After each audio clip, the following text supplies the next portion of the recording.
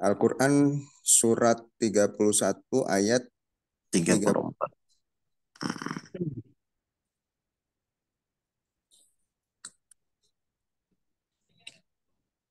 A'udzubillahi minasyaitonirrajim. Bismillahirrahmanirrahim. Sesungguhnya hanya di sisi Allah ilmu tentang hari kiamat, dan Dia yang menurunkan hujan dan mengetahui apa yang ada di dalam rahim. Dan tidak ada seorang pun yang dapat mengetahui dengan pasti apa yang akan dikerjakannya besok. Tidak ada seorang pun yang dapat mengetahui di bumi manakah dia akan mati. Sungguh Allah Maha Mengetahui, Maha Mengenal. Baik, ini kan kalau kita renungkan baik-baik ya, ini kan Allah bicara tentang masa depan ya, Iya, atau bicara sesuatu yang kita tidak ketahui kan begitu ya. iya Ustaz. Kemarin itu, pelajaran kemarin itu kalau sesuatu yang kita tidak ketahui itu namanya apa Pak? Lupa. Masa depan. Ya, ya misalnya kayak masa depan atau misalnya dan tidak ada seorang pun yang mengetahui apa yang akan dikerjakannya besok. Berarti kalau Gaib segala ya. sesuatu, segala sesuatu yang kita tidak ketahui, berarti kan itu namanya adalah sesuatu yang goib. Betul nggak Pak? Iya Ustaz. Berarti kan Allah berfirman atau berbicara ini kan prinsipnya bahwa manusia itu di dalam menjalani hidupnya ada yang dia ketahui, ada yang tidak dia ketahui. Kan begitu? Iya, Yang dia ketahui cukup dengan akal pun kan memahami itu. Tapi kalau yang tidak diketahui, berarti kan dia harus menggunakan imannya. Kan begitu kan Pak? betul.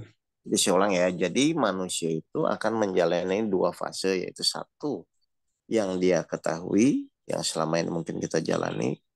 Yang kedua yang dia tidak ketahui atau bicara tentang ilmu-ilmu Allah tentang masa depan gitu loh. Iya. Nah, sekarang satu lagi surat 6 ayat 59.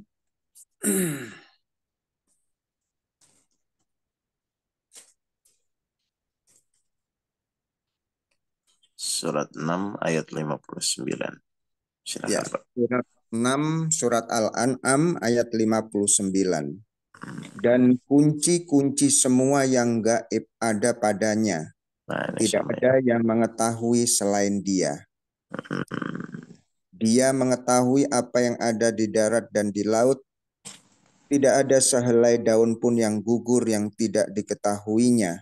Oke. Tidak ada sebutir biji pun dalam kegelapan bumi, dan tidak pula sesuatu yang basah atau yang kering yang tidak tertulis dalam kitab yang nyata Lauhul Mahfuz. Ya sudah ya, ini ada dua ayat yang saya kupas artinya tuh bahwa memang di dalam kehidupan tuh ya seperti itu. Nah, pertanyaannya saya Pak Eko, kalau Ya, orang itu menjalani sesuatu yang belum dia ketahui, kira-kira tenang atau khawatir, Pak? khawatir Khawatir tentang apa? Betul, betul. Biasanya. tentang sesuatu yang tidak diketahui atau tentang masa depan. Ya, betul ya. Jadi orang tuh mengkhawatirkan sesuatu pasti terhadap sesuatu yang dia belum tahu. Iya, Karena yang dia takutkan itu kan ketika hal itu tidak sesuai dengan apa yang dia inginkan kan, Pak. betul. Akhirnya dia menduga-duga, dia berpikir jelas, aduh nanti gimana, nanti anak saya gimana, nanti ke depan hidup saya bagaimana. Kan seperti itu kan yang terjadi kan. Iya, betul. Nah, karena kita sudah paham bahwa mau ditolak tidak ditolak pun kejadian itu akan ada yang goib, ada yang nyata, maka ketika kita berhadapan dengan yang goib atau yang kita tidak ketahui, maka Al-Quran berfirman seperti apa? Silahkan di surat 2 Al-Baqarah ayat 2 dan ayat 3, Pak. Tapi tadi yang kita tidak ketahui namanya goib ya, Pak ya? Setuju dulu ya. Iya, iya. Oke, terus silahkan. Surat kedua surat Al-Baqarah ayat 2 dan 3. Kitab Ah, Al-Quran ini tidak ada keraguan padanya, petunjuk bagi mereka yang bertakwa. kitab Al-Quran ini adalah tidak ada keraguan, petunjuk bagi mereka yang bertakwa. Apa itu bertakwa? Poin yang pertama silakan. Ya, yaitu mereka yang beriman kepada yang gaib, Stop. Yaitu mereka yang beriman kepada yang goib. Tadi goib itu apa Pak? Kesimpulannya yang Pak Eko sampaikan. Sesuatu yang tidak diketahui. Berarti ketika kita berhadapan dengan sesuatu yang kita tidak ketahui, Allah nyuruh apa Pak? Beriman. Berarti harusnya tolak ukurnya dengan akal atau dengan iman? Dengan iman, Ustadz. Nah, jadi kenapa Allah membuat kejadian kita di dalam hidup itu kadang-kadang yang kita tahu dan tidak ketahui atau yang nyata dan goib? Berarti tujuan Allah membuat sesuatu yang goib itu supaya kita apa Pak? Beriman kepada Allah. Supaya kita beriman kepada Allah. Jadi Bapak Ibu jangan salah salah pakai alat ya. Maksudnya ketika sesuatu itu belum kita ketahui, kita tuh disuruh yakin, suruh beriman kepada Allah. Kalau nyata ya silakan lah. Memang kelihatan di depan mata kita kan Pak. Ya, Jangan dibulak-balik gitu loh Pak. Jadi orang khawatir itu kenapa Pak? karena tidak mau beriman kepada Allah Atau dan karena salah pakai alat kan iya, disuruh menggunakan iman, dia malah berpikir dengan akalnya. Yang akan ketemu iya, karena hal itu memang belum diketahui. Jadi kalau nanti Bapak Ibu berhadapan dengan sesuatu yang memang sudah di luar akalnya, ya sudah tinggal pegang, yakin atau tidak kepada Allah, gitu loh.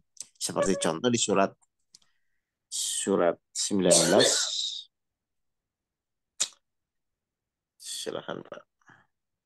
Surat Contoh. 19 ayat Oke, berapa? atau surat 3 ayat 47 silakan. Ini contoh aja, silakan. Surat Surat 3 3 ayat ayat 27. 47. Baik, dia Maryam berkata, "Ya Tuhanku, bagaimana mungkin aku akan mempunyai anak, padahal tidak ada seorang laki-laki pun yang menyentuhku?" Baik, perhatikan dulu kejadian ini. Ini kan sesuatu yang Siti Maryam juga tidak tahu kan, Pak. Ya, Malaikat mengabarkan bahwa dia akan punya anak gitu kan, tapi Siti Maryam juga bingung. Emang bagaimana caranya kalau tidak ada yang menyentuh? Kan ini sesuatu yang goib kan, Pak. betul. Berarti yang tidak diketahui oleh Siti Maryam. Ya, Kesimpulannya kita sepakatnya ketika sesuatu itu hal goib, berarti kita harus disuruh beriman atau suruh akal, Pak. beriman, Ustaz. Maka kita tetap yakin bahwa apapun yang nanti Allah atur, itu nanti Allah yang mengaturnya. Terserah kepada Allah. Tinggal kita meyakini atau tidak. Kan begitu ya? Terus, Ya, demikianlah Allah menciptakan apa yang Dia kehendaki. uh-uh. Apabila Dia hendak menetapkan sesuatu, Dia hanya berkata kepadanya, "Jadilah," maka jadilah sesuatu itu. Baik, Siti Maryam mengatakan, manusia secara umum mengatakan ini gimana? Ini mana mungkin? Ini bisa atau tidak gitu kan? Cuman Ya, karena Allah menyuruh kita beriman kepada yang goib, berarti kan kesimpulannya bukan masalah masuk akal, tidak masuk akal. Berarti kesimpulannya tinggal percaya atau tidak percaya, kan begitu kan Pak? iya, Ustaz. Kalau percaya berarti kita mengikuti apa yang diperintahkan Allah di surat Al-Baqarah ayat 3 tadi. Bahwa cirinya orang bertakwa itu adalah beriman kepada yang goib. Kalau tidak percaya pun Allah akan paksa diri kita untuk mempercayai itu. Nah, berarti kesimpulannya Pak Eko, Ya, apa yang harus kita lakukan ketika kita mulai mengkhawatirkan tentang kehidupan kita ke depannya? Berarti cuma apa?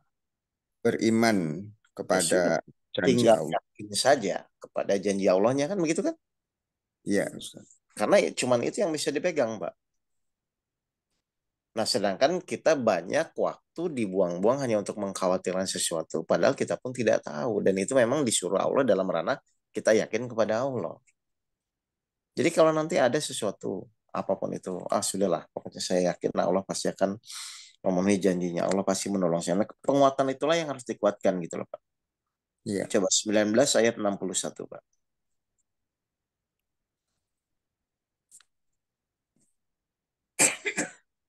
Jadi Bapak Ibu harus benar-benar paham kalau berhadapan dengan sesuatu yang nggak tahu ya udah secepatnya yakin saja kepada janji Allah. Mau gimana?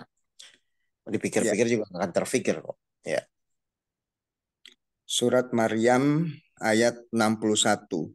ya. Yaitu surga Aden yang telah dijanjikan oleh Tuhan yang Maha Pengasih kepada hamba-hambanya. Terus Sekalipun surga itu tidak tampak. sekalipun surga itu tidak tampak, berarti manusia itu tahu atau tidak, Pak? Tidak. Nah, tapi kan dia disuruh yakin yang tadi kita setuju ya, Pak Eko ya. Ya, betul. Apa yang harus diyakini terus? Sekalipun surga itu tidak sampak, terus? Sungguh janji Allah itu pasti ditepati. Berarti yang dipegang cuma apa, Pak? Janji Allah Pasti akan terjadi nggak tapi? pasti akan terjadi, Ustaz. Bagi siapa? Orang-orang yang beriman kepada Bagi orang-orang yang beriman. Yang meyakini sekalipun dia tidak tahu, sekalipun secara akal dia tidak paham dan tidak terjangkau. Makanya saya ulang, di dalam Islam, ada rukun iman. Ternyata Allah memberikan iman di dalam diri kita itu untuk menjangkau sesuatu yang kita pun tidak tahu, tapi kita meyakini karena Allah sudah berfirman di dalam Al-Quran. Jadi ya, benar-benar Al-Quran itu petunjuk bagi kehidupan nyata, bagi kehidupan yang goib. Kan cuma begitu sebenarnya. ya Ustaz. Paham ya, Pak Eko ya. Makanya di surat 32 ayat 6, silakan Pak.